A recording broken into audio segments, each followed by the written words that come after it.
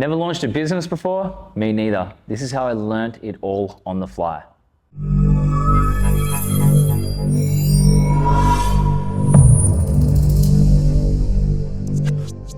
So that was it. We'd finished the build and went from the build to now launching a business. In the background, launching the business looks like setting up the website, getting payment terminals ready, getting all these things that I didn't know anything about. This is where was meant to come to the party. So launching the business wasn't just about physically finishing it. It's like, all right, now it's company time. So for me, it was like, how am I gonna do this? How am I gonna advertise? How are people gonna know what it is we're doing here? Because it's like, you can't sell a secret. That's like what marketing is. It's like you need to tell people about it. A few people that we knew would know about it, and like the social stuff that I've been putting out, that organic content was definitely gonna help. But having literally no money, like we kind of got screwed over at the start from some events that pretty much took all the money, and the build cost a lot more than we thought. So we got to a point where we didn't have marketing.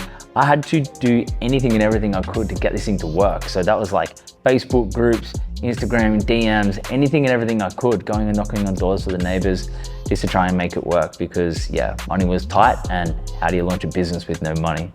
Okay, so the launch night, we just finished building literally at 4 a.m. the night before, from the night before.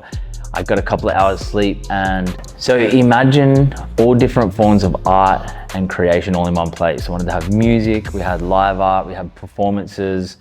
It was like everything that I'd wanted all in one place. We had my friends out the front, Pvcker Up, the boys playing, so it's like a heavy metal rock band, kind of punk band, playing out on a stage outside. We had DJ upstairs. We had like a luminescent art display upstairs in the live, like in the lounge room, sorry. And we just had everything. We had a smudging ceremony from a local Indigenous guy to welcome Vocal House to country, and everybody that was there for the night. We had music, we had drinks going. It was a really cool time. We even had the red carpet out in here. It was pretty much it's like an access and a tap into all of my networks and all of the people that I knew would potentially value this place. So it was a really cool time. So literally 400 to 500 people were there that night, took over the whole building. It was really cool. Outside, we had the food carts, and people kept coming up to me saying, oh, is this gonna be an event space? And I was like, I didn't really ever think of that. I didn't think events would ever be a thing. I've never really done events ever, except for a couple of random house parties. So when people were asking me that, it was never actually even in the business plan. It was never even a thought.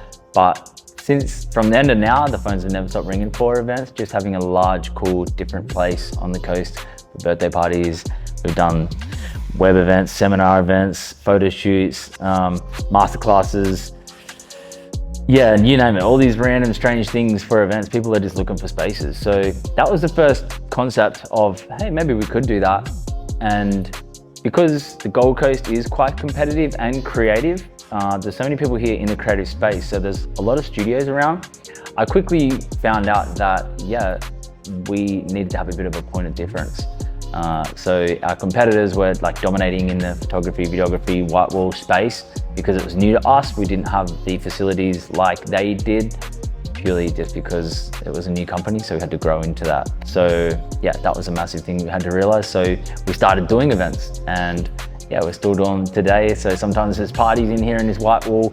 We have to repaint it. So there's a photo shoot the next day. It's a hell of a lot more work, but that's what I had to do because I didn't have the cash flow to advertise and go, hey, this is what we are, and compete with the already established businesses in this space. I quickly realized that, we kind of had to do anything and everything to make it survive. So yeah, events became one of the things that we started to do. So the original plan was for me and my original business partner to team up. He was the nuts and the bolts and understanding structure and business and how to own and run a business like profitably, I suppose. I'd never done that before. I've just been a tradie, and I did like a product line, a surf brand once that I had, and then acting and filmmaking that's creative. So being structured and orderly and organized in this world is so different to me. So the penny kind of dropped once we'd finished building. It's like my skills had served me, and then it was kind of like my network in the film world was just a little bit to get us going. But I quickly had to realize that there's so many things I had to learn: bookkeeping, accounting, taking bookings, like admin work, taking emails, checking it in, putting them into the system. This is stuff I'd never done before. It was a pain because I'd never actually done it. And usually when I'm like energetic about something and like, yeah, let's get it done, you can put energy and effort into it physically and get the result that you want. But for this, it was like all this energy and like going, yeah, cool, I'm gonna get it done. I'm gonna become the entrepreneur. I'm gonna hustle. I'm gonna grind every single day, day after day after day. But then like harnessing all that energy into a guy who hardly even used a computer, going trying to make ends meet and trying to find the next job and not even knowing how that would work because I'd never done it before. So from plumber, then like into the film world, then to like business owner and entrepreneur, that was the real realization for me. This was just the beginning, and it was a redefinition of what Focal House could be, not just a studio, and utilizing the fact that I had to make ends meet pushed me to new lengths and to see what Focal House could be.